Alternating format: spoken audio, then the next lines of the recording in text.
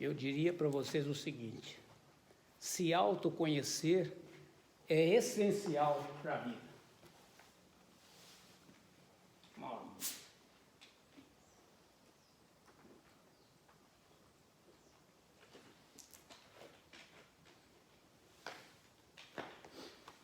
Esse autoconhecimento é que faz a gente crescer na vida.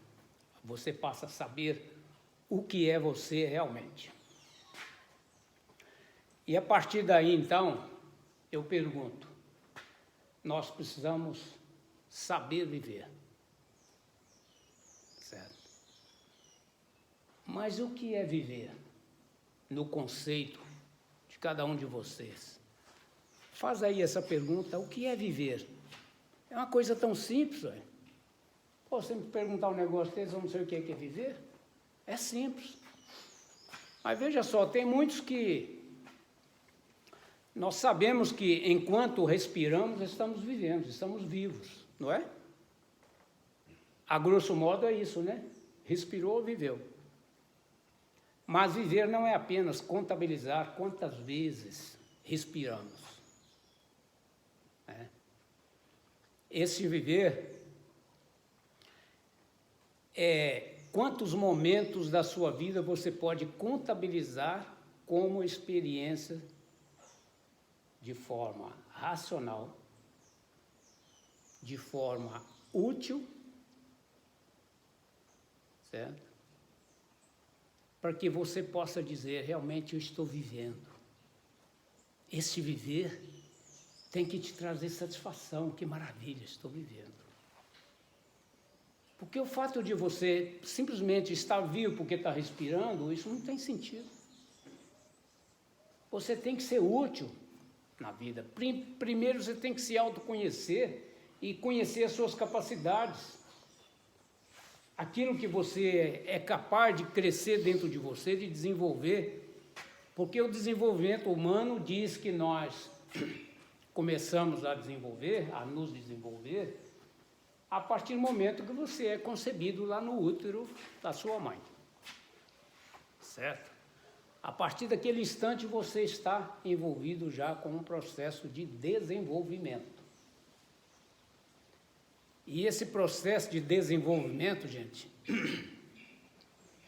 ele só acaba quando você para de respirar. Você está desenvolvendo sempre. Sempre se está desenvolvendo. Agora, tem muitos que pensam que você desenvolve até um certo tempo, depois para, mas não. Não, senhor. Você desenvolve a todo o tempo da sua vida. Certo? E a afinação e a sintonia com essas violas, ela tem que estar dentro desse processo de vida. Isso vale para a melhoria das nossas vidas, para o nosso desenvolvimento humano. Essa sintonia é preciso estar afinadinha com os processos. A teoria e a sintonia que acontece à prática. Portanto, planejar é uma preciosidade que não pode escapar dos nossos cuidados. Pense sempre, planeje sempre, execute aquilo que tenha coerência, aquilo que tenha lógica. Você pode pensar, planejar e não executar. Isso é coerência, de um certo lado, certo? Mas se o que você planejou e pensou é algo útil, com perspectiva de utilidade, de ser bom para você e para os outros, execute logo, faça. Faça. Mas desde que tudo tenha um contexto do bem, esteja envolvido num contexto do bem. Eu acho que é muito complexo a gente levar as questões de teoria e prática para uma reflexão individual. Porque essa reflexão individual, nós temos que parar para pensar, para refletir realmente. Se a minha forma individual de refletir, ela pode ser externada para alguém sem planejamento. Porque o que eu vou externar tem que ter um bom planejamento. Você sabe por quê? É porque nós estamos rodeados de olheiros. Rodeados de olheiros. Eu estou aqui com uma circunferência de meia lua aqui, ó, cheio de gente me observando. Eu aposto que, pelo que eu estou dizendo aqui, vocês já me conhecem, já fazem um retrato de mim desde muito tempo atrás. Parece que eu já conheço o Odilon desde 30, 40 anos atrás, pelo que ele está dizendo. Porque o que eu digo tem que ser o retrato da minha pessoa. Tem que estar coerente com aquilo que eu faço. Porque senão eu sou inconsequente. Eu sou um mentiroso. Eu não posso ser inconsequente nem mentiroso. Certo? Então é fácil conhecer as pessoas. Nós precisamos de nossa imagem, não é? As pessoas que estão nos observando estão trabalhando a nossa imagem, ou positivamente ou negativamente. Mas eu preciso da minha imagem. De que forma? Positiva, né? Então eu tenho que vender positivismo. Eu tenho que externar as coisas que têm a razão de ser, para que eu seja interpretado por vocês e vocês, de contrapartida, traz para mim um retrato bem colorido, certo? Sobre a minha pessoa. Nós precisamos da nossa imagem, então, e elas são facetas psicológicas e sociais. A nossa imagem são facetas psicológicas e sociais, que satisfaz o nosso ego. O nosso ego dentro do processo de procedimento da nossa imagem, que é as facetas psicológicas, e o nosso ego dentro da satisfação da sociedade com que a gente vive. Porque dentro da minha sociedade, se eu sou enxergado de forma positiva, automaticamente meu ego está lá em cima, eu estou satisfeito comigo mesmo. Porque a minha postura tem a ver, agrada alguém, certo? E desta forma, embora isso seja fruto da mesma ciência, que é a psicologia social, as facetas da psicologia social, são fruto da mesma ciência, certo? Que é a filosofia.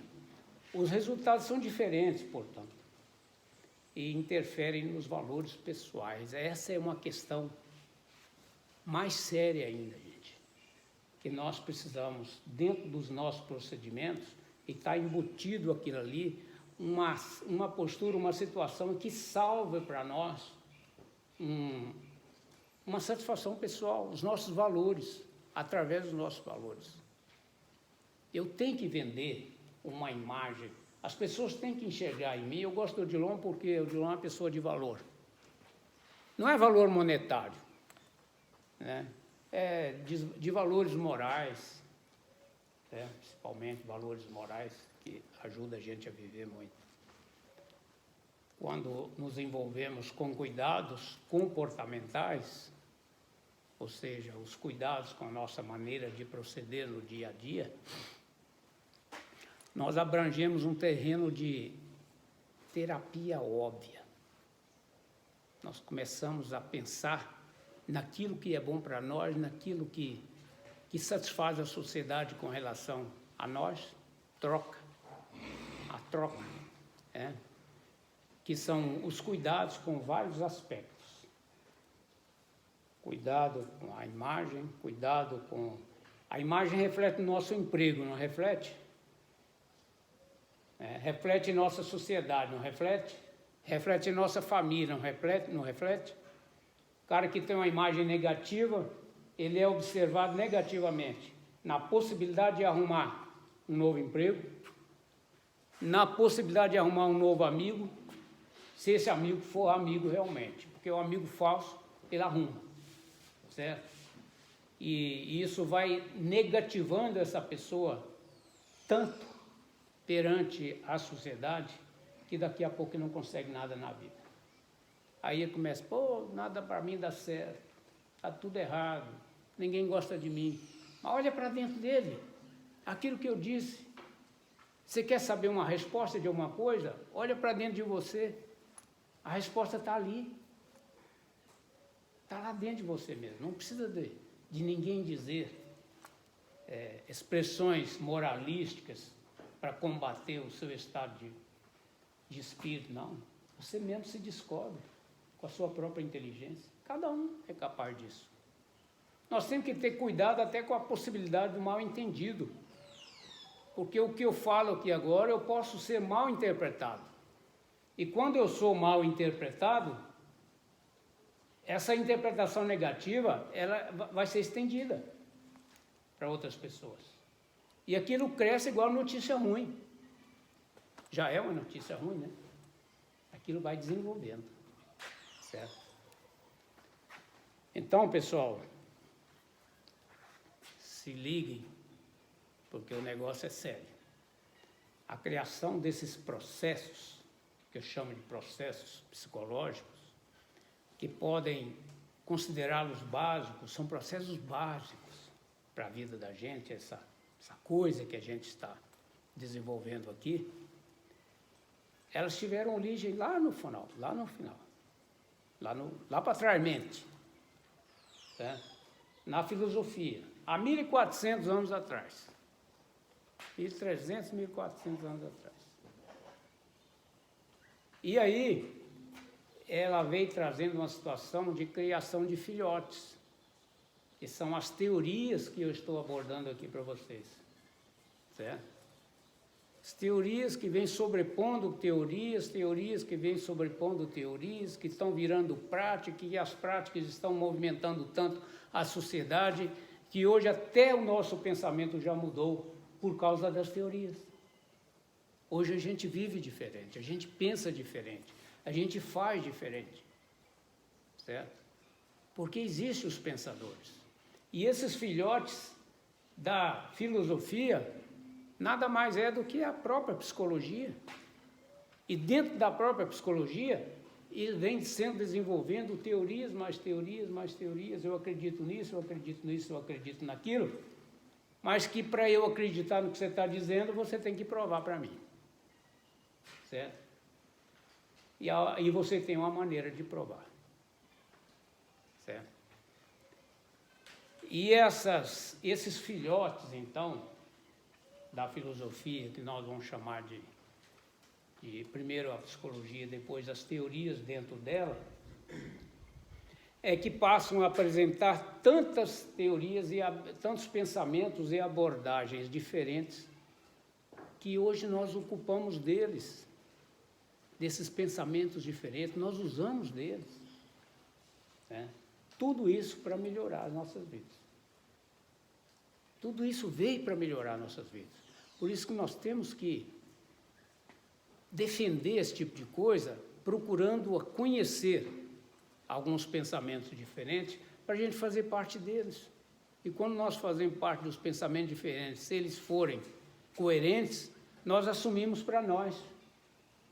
E se nós assumimos para nós coisas boas, elas vão nos transformar para pessoas mais capazes. Não são? Então, criamos novos procedimentos porque precisamos de realizar os nossos sonhos. Nós vivemos para realizar sonhos.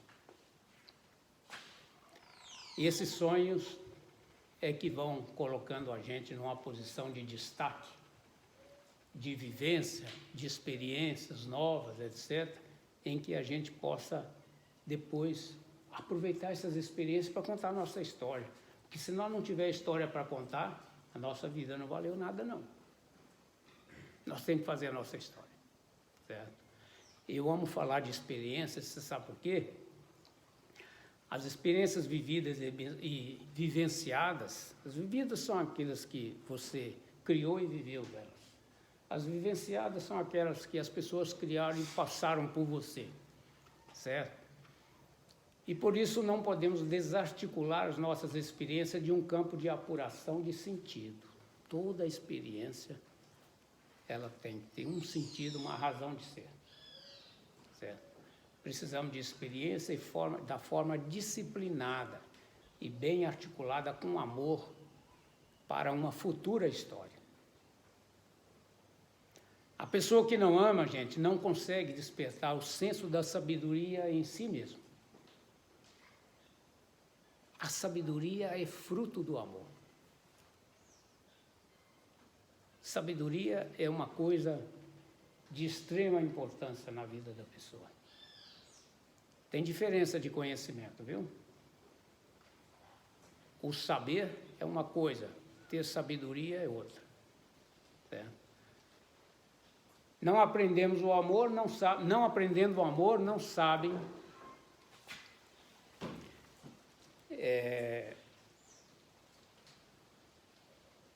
não sabe que o amor é aprendido, o amor é treinado.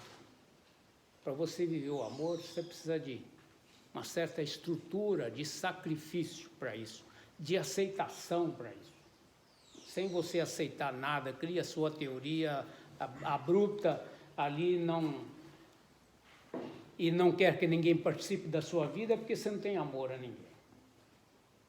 Certo? Você é egoísta. E a pessoa egoísta não tem sabedoria nem para si, nem para vender. Certo? Então é preciso criar bases consistentes e equilibradas para a estrutura do corpo e da própria vida. Nosso corpo precisa de uma estrutura, uma base forte para que ele mantenha-se em pé, certo?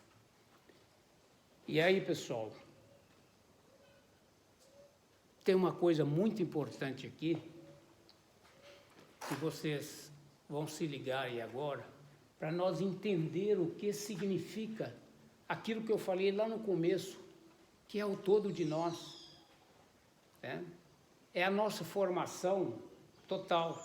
Quando eu disse para vocês lá no começo, assim, deixa eu ver se eu me lembro, a vida ativa, a vida cognitiva, né? A vida afetiva, isso é composição nossa. Mas tem muito mais que isso. O corpo pode ser apenas a expressão de tudo que somos. O corpo é a primeira parte. É uma única.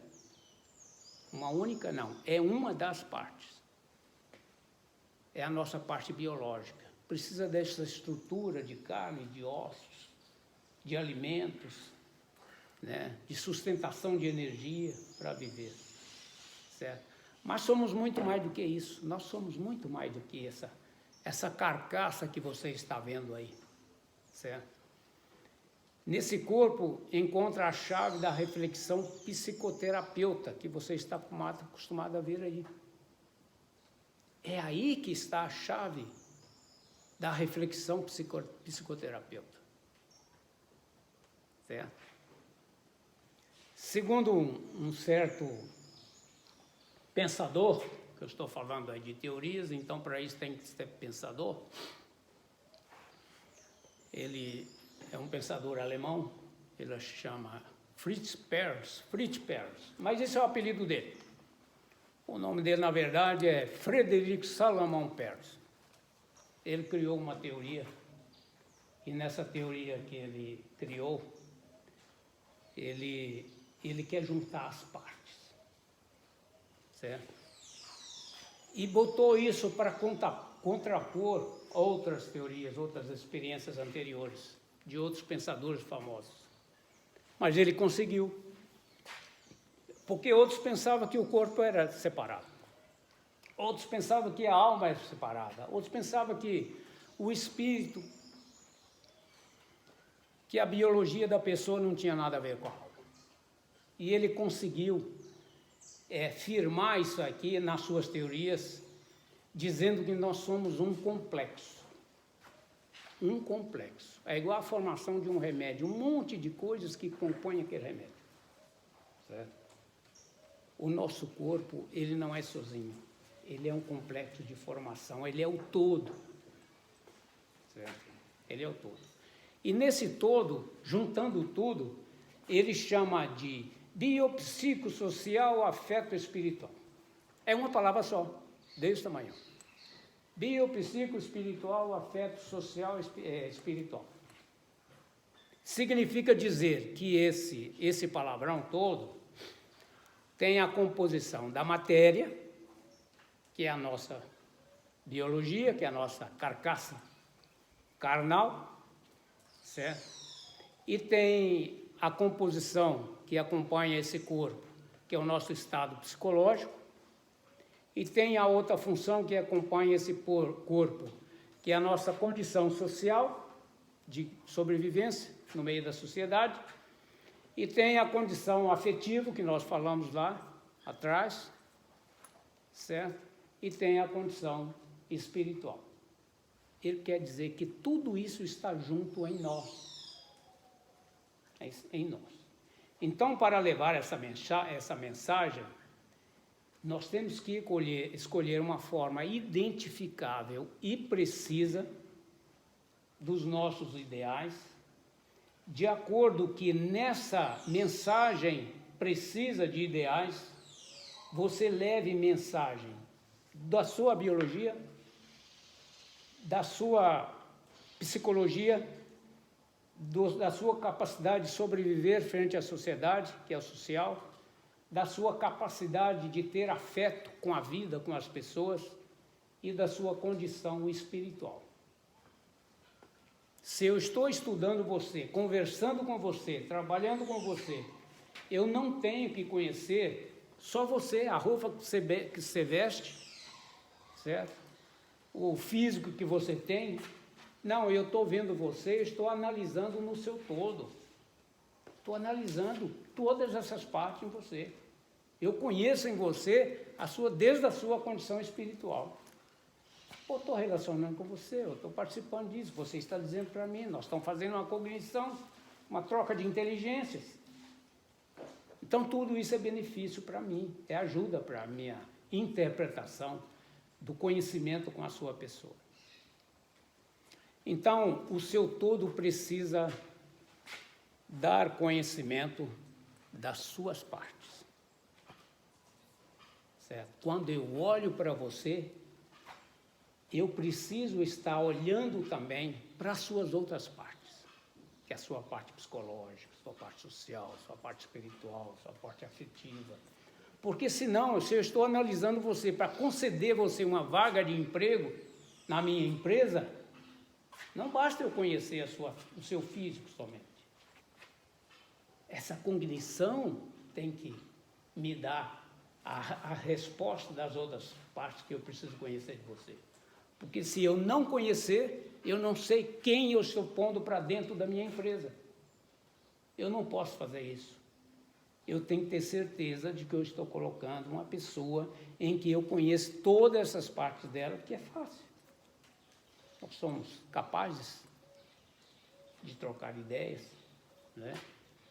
Então, as pessoas que se escondem na hora do toma lá, da cá, do conhecimento, ele não dá a oportunidade ao outro de conhecer a ele, e por causa dessa razão ele fica na volta de fora, na hora de disputar uma oportunidade, seja ela de que for, ele fica de fora. Por isso que vale a pena a pessoa ser sincero, ser honesto, ser comunicativo e fazer as coisas.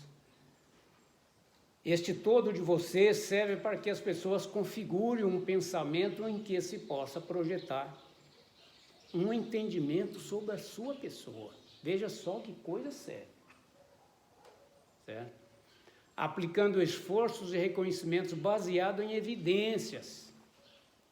As evidências são aquilo que eu vejo em você que tem condição de eu captar aquilo por ser uma questão verdadeira, certo? Evidências que possam projetar a ideia de princípios e valores, porque eu preciso saber os seus valores, certo?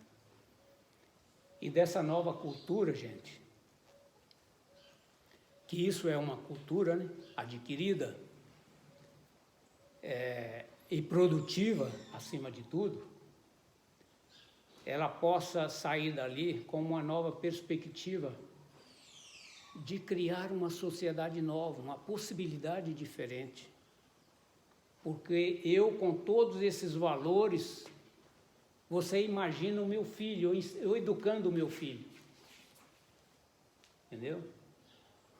Você imagina o quanto evoluído mais do que eu fui, o meu filho será.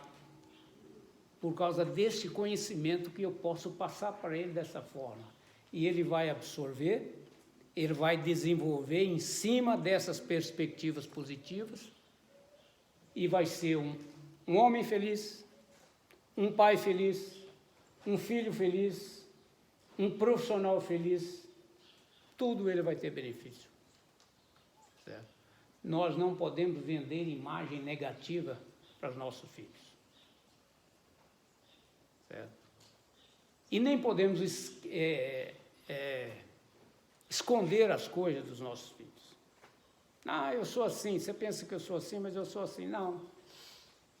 Criança já sabe, sábia, ela nasce com o chip vazio. Mas ela vai preenchendo o seu chip com coisas de que ela possa pensar, porque com a inteligência, com o cérebro pronto, ela já nasce. Entendeu? Logo, logo que ela vai adquirindo uma capacidadezinha, ela já vai sabendo interpretar as coisas. E você, se você vai mentir para a sua criança, você está mentindo para si próprio. Certo? O bobo está sendo você. Pessoal, eu não sei se o nível da conversa atingiu a vontade de vocês, mas chegou o fim, certo? O que eu trouxe foi exatamente para botar vocês para pensar, e eu acho que parece que eu consegui, porque eu vi todas as antenas ligadinhas ao tempo todo, e por isso eu estou feliz com o que foi exposto, e gostaria de nós, ao final, antes de finalizar tudo, nós vamos sentar um pouquinho e trocar ideias, de acordo com a vontade de vocês. Tá tudo muito bom?